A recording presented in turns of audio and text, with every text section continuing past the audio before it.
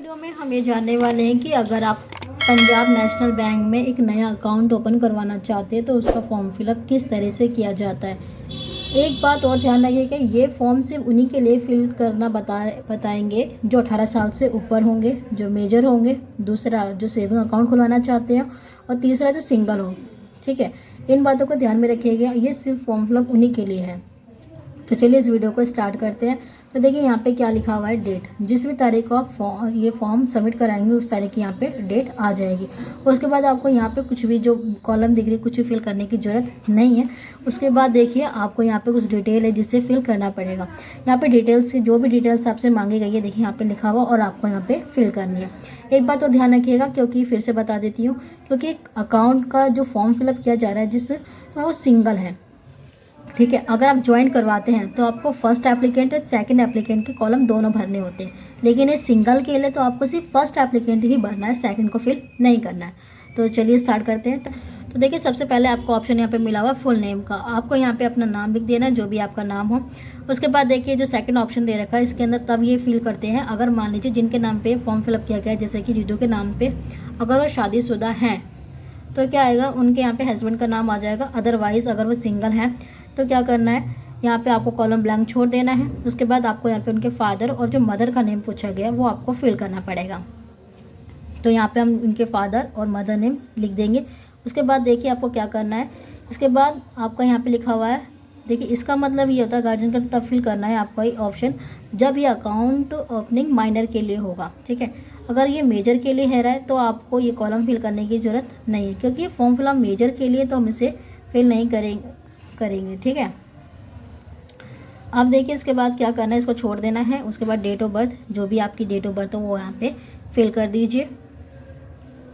उसके बाद देखिए आपको क्या करना है, यहाँ पे जो नेक्स्ट ऑप्शन मिला हुआ है प्लेस ऑफ बर्थ का, तो आपको यहाँ पे लिख देना है कि आपका जन्म किस जगह पे हुआ है, जैसे कि दिल्ली में, तो हमने यहाँ पे फिल कर दिया।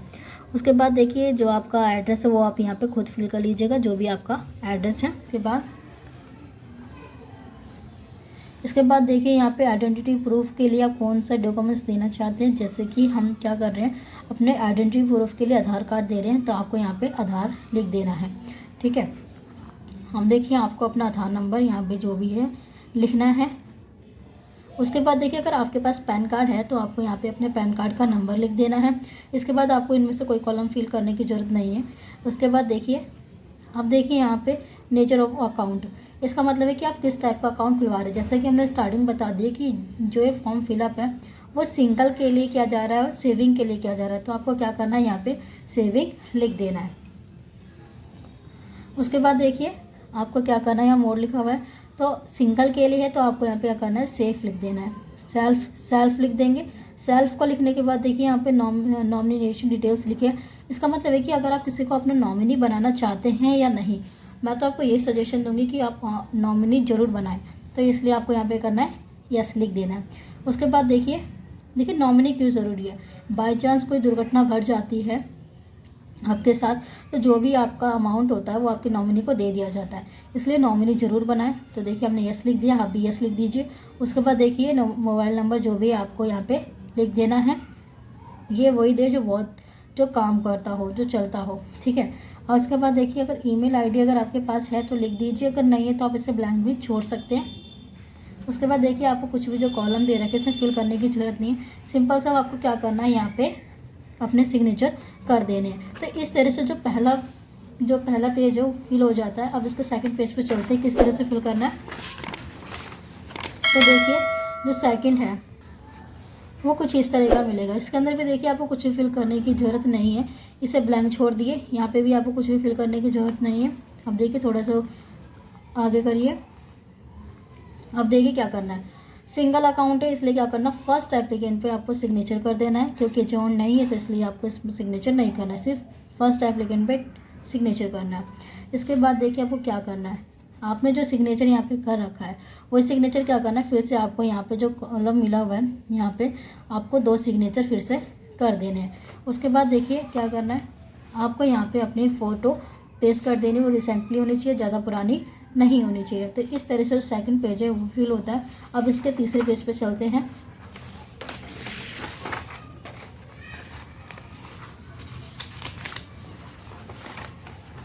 देखिए जो तीसरे पेज पे है, जो आपको कुछ इस तरह का फॉर्म मिलेगा जिसे फिल करना है। अब देखिए आपको करना क्या है,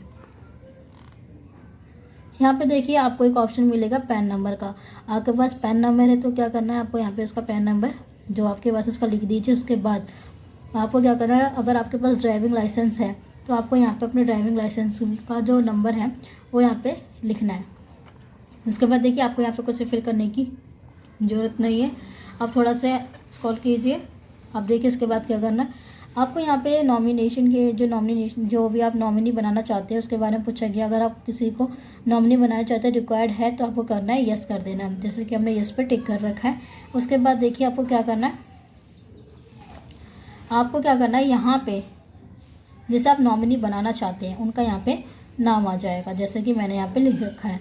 उसके बाद जिसे आपने नॉमिनी बनाया है उसका यहाँ पे एड्रेस आ जाएगा, पूरा एड्रेस यहाँ पे फिल कर लीजिएगा। उसके बाद देखिए जैसे कि मैंने क्या कर रखा है, राजेश को नॉमिनी बना रखा है। अब उनसे क्या रिलेशन है आपको ये भी लिखना है, जैसे कि मैंने यहाँ पे फादर लिख रखा है। उसके बाद क्या करना है, आपको उनकी एज लिख देनी है। अगर माइनर है तो आपको पूरा मैंशन करना पड़ेगा, अगर माइनर नहीं है तो आप सिंपल से एज लिख के ख़त्म कर सकते हैं। देखिए जैसे कि मैंने जिन्हें माइनर बनाया वो क्या है, मेजर है, तो सिर्फ सिंपल से लिख के ख़त्म कर दीजिए। इसके बाद आपको कुछ भी फिल करने की ज़रूरत नहीं है। इसके बाद देखिए आपको क्या करना है, सिंपल सा फिर से यहाँ पे फर्स्ट एप्लीकेंट लिखा होगा, यहाँ पे अपने सिग्नेचर कर दीजिए। अब नेक्स्ट पेज पर चलते हैं कि किस तरह से करना है।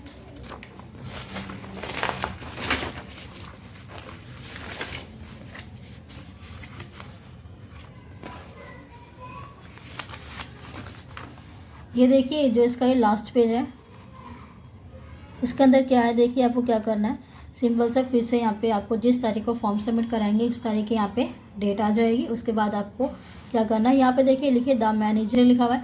इसके अंदर देखिए आपको करना कुछ नहीं है, सिंपल सा PNB लिखा हुआ है, पंजाब नेशनल बैंक। इसके बाद इसकी कौन सी ब्रांच में आप अपना अकाउंट खुलवा रहे हैं, जैसे कि हम खुलवा रहे हैं पश्चिम बिहार में, तो आपको पश्चिम बिहार यहाँ पे लिख देना है। इसके बाद जो भी एड्रेस हो आप अपने अकॉर्डिंग देख लीजिएगा। अब उसके बाद देखिए आपको कुछ नहीं करना है,